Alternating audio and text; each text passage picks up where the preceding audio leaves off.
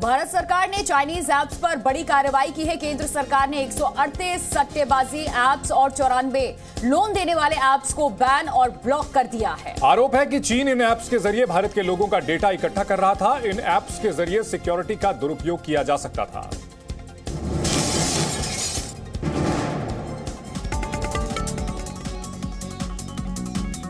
सरकार ने एक बार फिर चीन पर बड़ा एक्शन लिया। सरकार ने कई चीनी ऐप्स को बैन कर दिया है। आपको बता दें कि साल 2023 में यह पहला मौका है जब सरकार ने ऐप्स पर नकेल कसते हुए इन्हें बैन किया है। जानकारी के अनुसार सरकार ने चीन की 138 सट्टेबाजी ऐप्स और चीनी लिंक वाले 94 लोन देने वाले ऐप्स को तत्काल प्रभाव से ब्लॉक कर दिया है। इनमें से ज्यादातर ऐप्स या तो संदिग्ध सॉफ्टवेयर पर काम कर रहे थे या वो यूजर्स की जानकारी के बिना उनका डेटा सीधे चीन भेज रहे हैं।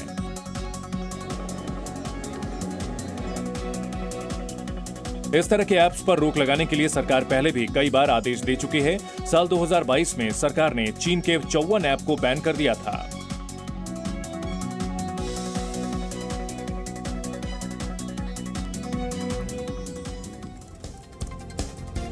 लद्दाख और तवांग सीमा पर भारतीय सेना से मार खाने के बाद चीन ने अब नए नए हथकंडे अपनाने शुरू कर दिए हैं और तरह तरह के नए हथियारों को बना रहा है। चीन अपने सैनिकों को स्पाइक वाले हथियार देने वाला है। ये खास तरह के हथियार है जो कि कटीले और नुकीले होंगे। LAC पर भारत से बार बार पिटने के बाद चीन ने अब नया पैंतरा चला है। चीन अब भारतीय सीमा पर तैनात अपने सैनिकों को स्पाइक वाले हथियार देगा। ये ऐसे हथियार हैं जिनके आगे कटीली तार लगी होगी। इन हथियारों से आसानी से किसी को भी घायल किया जा सकता है। दरअसल भारत और चीन के बीच एक समझौता हुआ है जिसके मुताबिक दोनों देशों के सैनिक LOC पर एक दूसरे के ऊपर गोलीबारी नहीं कर सकते। यही वजह है कि चीन अब अपने सैनिकों को ऐसे हथियार दे रहा है जिससे भारतीय सैनिकों पर आसानी से हमला किया जा सके और उन्हें लहूलुहान किया जा सके। ये पहली बार नहीं है जब चीन ने LOC पर साजिश रची है। पहले भी कई बार चीन के सैनिक इस अंतर्राष्ट्रीय सीमा का उल्लंघन कर चुके हैं, लेकिन हर बार उनके हथियार हमारे सैनिकों के हौसले के सामने कमजोर पड़ गए। उनके हर हमले का हमारे जवानों ने मुंहतोड़ जवाब दिया और उन्हें दोबारा उनकी सीमा में वापस खदेड़ दिया।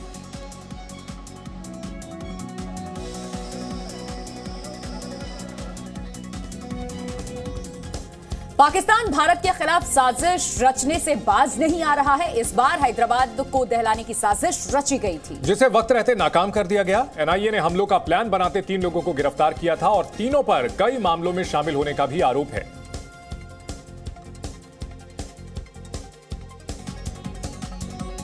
पाकिस्तान भारत के खिलाफ हमले का षड्यंत्र रचने से बाज नहीं आ रहा है।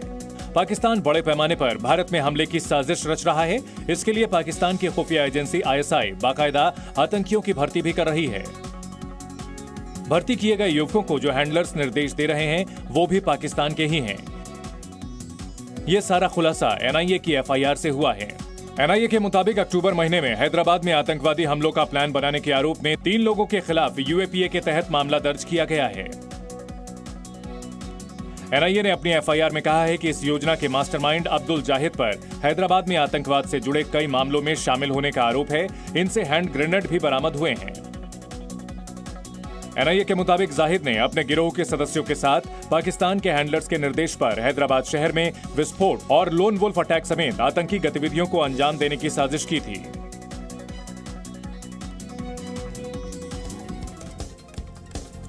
रामचरितमानस को लेकर के शुरू हुआ विवाद अब दलितों के इर्द गिर्द घूमने लगा है और जिस पर सीएम योगी ने जी न्यूज के साथ इंटरव्यू में खुल करके बात भी की। सीएम योगी ने रामचरितमानस का विरोध करने वालों पर पलटवार किया, साथ ही जातिवाद फैलाकर राजनीति करने वाली पार्टियों के आगे पहचान का संकट बताया।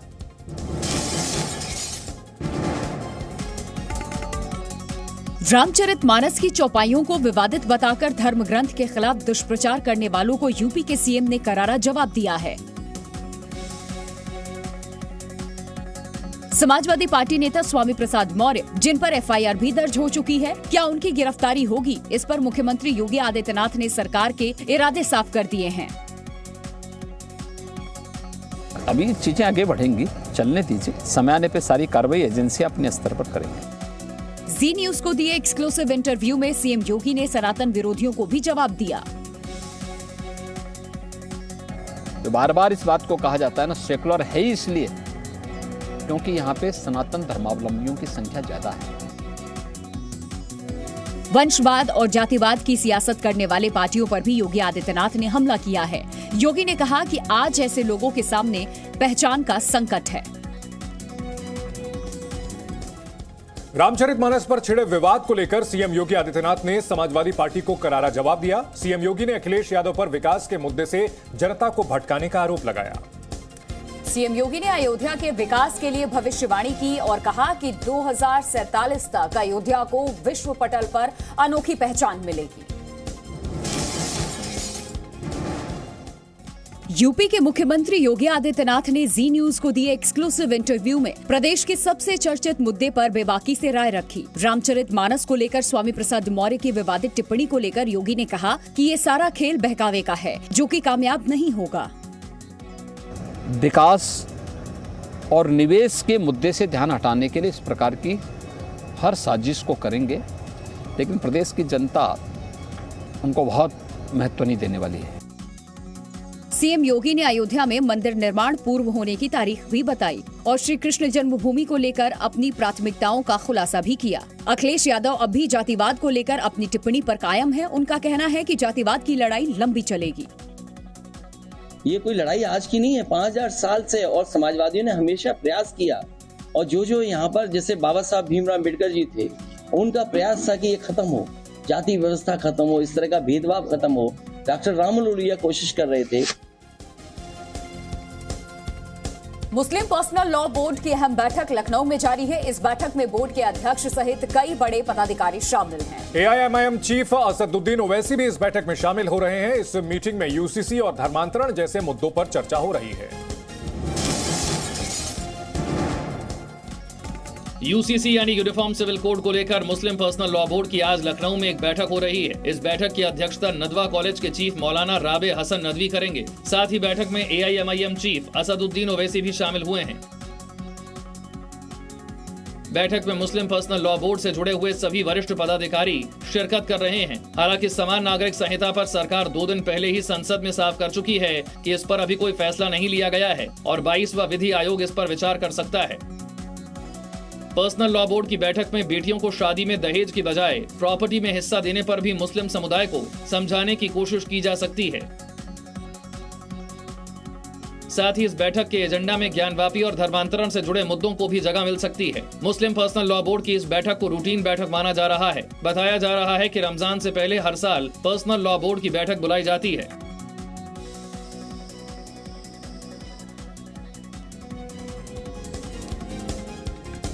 बागेश्वर धाम के प्रमुख धीरेन्द्र कृष्ण शास्त्री इन दिनों काफी चर्चा में हैं और अब उनकी लोकप्रियता इतनी बढ़ गई है कि उनके अनुयायी उनके लिए Z+ कैटेगरी की सुरक्षा की मांग कर रहे हैं। दिल्ली में जंतर मंतर पर धर्म संसद हो रहा है, जहां पर धीरेन्द्र कृष्ण के अनुयायी भारी संख्या में जुटे हैं।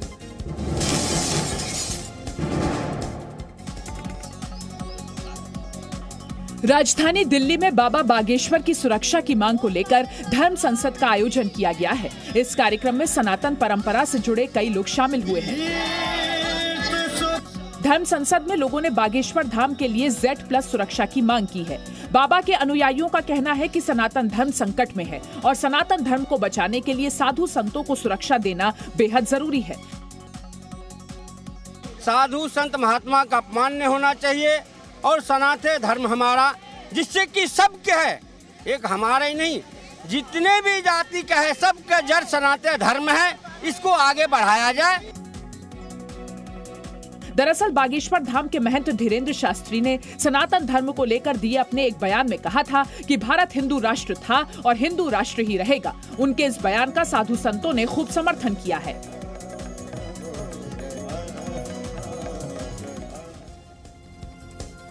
मध्य प्रदेश के कटनी में यूथ मुस्लिम संघ ने भी बागेश्वर धाम के पंडित धीरेन्द्र कृष्ण शास्त्री का समर्थन किया है। यूथ मुस्लिम संघ के अध्यक्ष अरशद मंसूरी ने कहा कि वे देश के साधु संतों का विरोध करने वालों के खिलाफ सड़कों पर उतरेंगे। अंधविश्वास फैलाने के आरोप को लेकर चर्चाओं में रहे बागेश्वर धाम के पंडित धीरेन्द्र कृष्ण शास्त्री का समर्थन करने वालों में मुस्लिम समुदाय के लोग भी आगे आए हैं। मध्य प्रदेश के कटनी में यूथ मुस्लिम संघ के कार्यकर्ताओं ने इसे साधु संतों को बदनाम करने की साजिश बताया है। यूथ मुस्लिम संघ के अध्यक्ष अरशद मंसूरी ने कहा है कि वो देश के साधु संतों का विरोध करने वालों के खिलाफ सड़कों पर उतरेंगे। हमने ज्ञापन के माध्यम से ये बात रखी है कि जिस तरह की सोशल मीडिया में उनके खिलाफ षड्यंत्र रचे जा रहे हैं विदेशी ताकतों के द्वारा, ऐसी कूट रचित साजिशों को हम लोगों ने एक साजिश की बू समझ में आती है। हम बागेश्वर धाम के समर्थन में, आदरणीय पंडित धीरेन्द्र शास्त्री जी के समर्थन में कटनी का मुस्लिम यूथ संघ आज सड़कों पर उतरा। यूथ मुस्लिम संघ ने पंडित धीरेन्द्र शास्त्री के समर्थन में गृह मंत्रालय के नाम एसडीएम को ज्ञापन सौंपा और साधु संतों के खिलाफ साजिश करने वालों पर कार्रवाई की मांग की है। एक बार फिर दिल्ली के डिप्टी सीएम मनीष सिसोदिया ने एलजी पर बड़े आरोप लगाए हैं। सिसोदिया ने आरोप लगाया है कि दिल्ली सरकार की सर्विसेज पर एलजी ने कब्जा कर लिया है।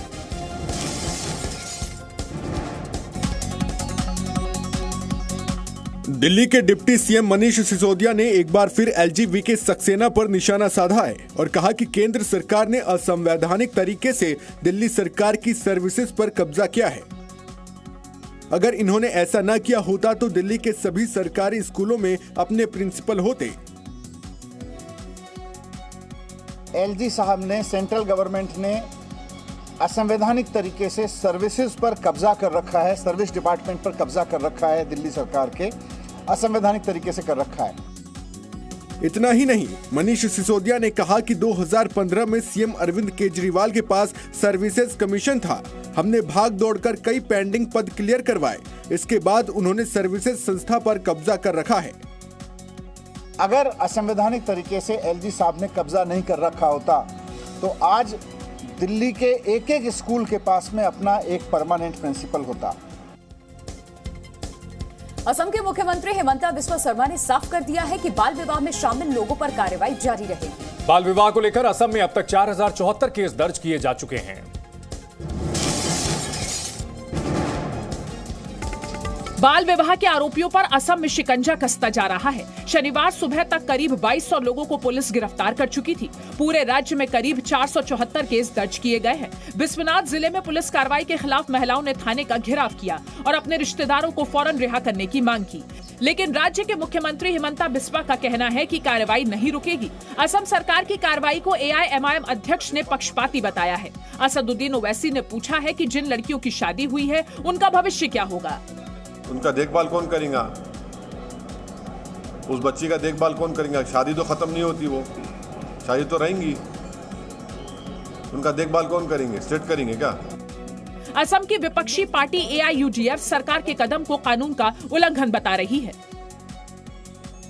तो मुख्यमंत्री का सबसे बड़ा गेम है कि इसको जैसे तैसे हिंदू मुस्लिम कराना है। हिंदू मुस्लिम कराने से उन लोग को पॉलिटिकल फायदा मिलेगा। पूर्व क्रिकेटर विनोद कांबली पर उनकी पत्नी ने नशे की हालत में मारपीट करने का आरोप लगाया है। कांबली की पत्नी एंड्रिया ने उनके खिलाफ एफआईआर भी दर्ज करा दी है।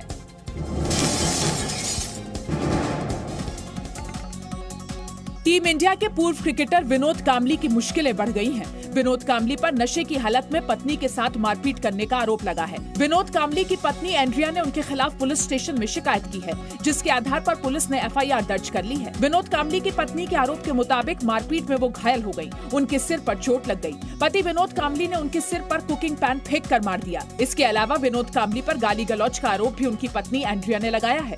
बांद्रा पुलिस ने विनोद कांबली की पत्नी एंड्रिया के बयान के आधार पर आईपीसी की धारा 324 और 504 के तहत मामला दर्ज किया है। बांद्रा पुलिस के एक अधिकारी ने बताया कि पुलिस के पास आने से पहले विनोद कांबली की पत्नी ने मुंबई के भाभा अस्पताल में अपना इलाज करवाया। उनके सिर में चोट लगी थी। फिलहाल पुलिस इस पूरे मामले की जांच में जुटी है।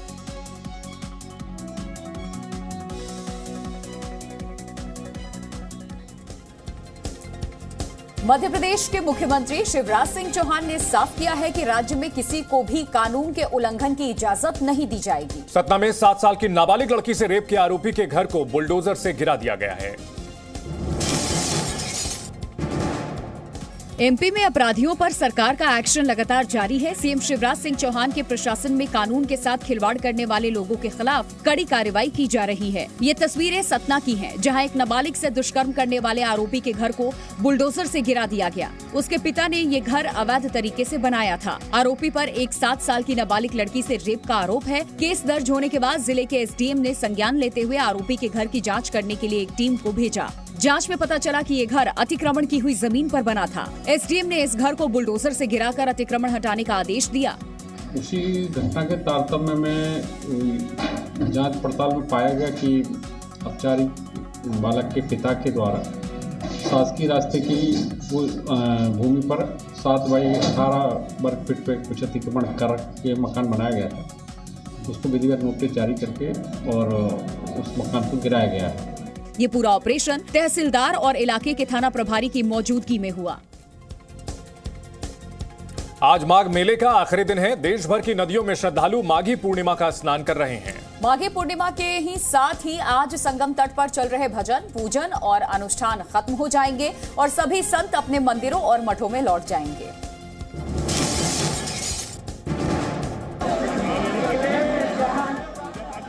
आज माघ मेले का आखिरी स्नान है। भारी मात्रा में श्रद्धालु प्रयागराज पहुंच गए हैं और संगम में आस्था की डुबकी लगा रहे हैं। सनातन परंपरा के अनुसार आज के दिन त्रिवेणी संगम में स्नान का विशेष महत्व है। ऐसी मान्यता है कि माघी पूर्णिमा के दिन देवता भी रूप बदलकर संगम में स्नान करने आते हैं। इस स्नान से सभी पाप धुल जाते हैं और मोक्ष के द्वार खुल जाते हैं। लोगों में माघ मेले के आखिरी स्नान को लेकर खासा उत्साह देखा जा रहा है। बुजुर्गों से लेकर बच्चों तक हर उम्र और वर्ग के लोग त्रिवेणी संगम में आस्था की डुबकी लगा रहे हैं। माघी पूर्णिमा के ही साथ संगम तट पर चल रहे भजन, पूजन और अनुष्ठान खत्म हो जाएंगे और सभी संत अपने मंदिरों और मठों में वापस लौट जाएंगे। इस पूरे आयोजन को लेकर सुरक्षा व्यवस्था की भी पूरी तैयारियां की गई थी। चप्पे चप्पे पर सुरक्षा बल के लोग तैनात हैं, जो किसी भी अप्रिय स्थिति से निपटने के लिए तैयार हैं। हर स्थिति पर नजर बनाए रखने के लिए एक कंट्रोल रूम भी बनाया गया है। मध्य प्रदेश के सतना जिले में बाघ के दिखने से पूरे इलाके में दहशत है। जिले में पहले भी कई बार टाइगर की मूवमेंट देखी जा चुकी है। खनन माफिया के चलते तकरीबन 2 दर्जन बाघों ने पन्ना नेशनल पार्क छोड़ दिया है और वो चित्रकूट के वन क्षेत्र के आसपास बस गए हैं।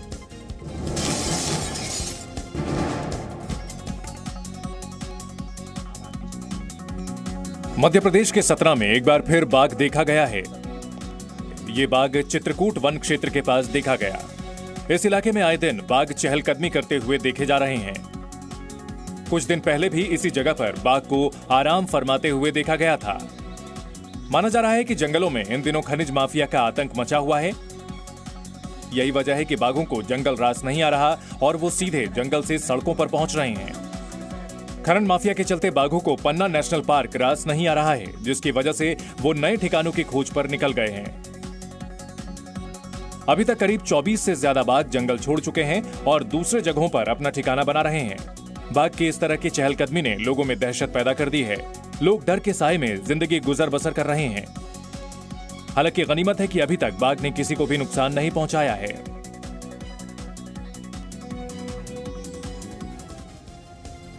पाकिस्तान के पूर्व राष्ट्रपति परवेज मुशर्रफ का निधन हो गया है, जिनका दुबई के अस्पताल में इलाज चल रहा था। जनरल परवेज मुशर्रफ 1999 और 2008 के बीच में पाकिस्तान के राष्ट्रपति रहे। वो मार्च 2016 से दुबई में थे।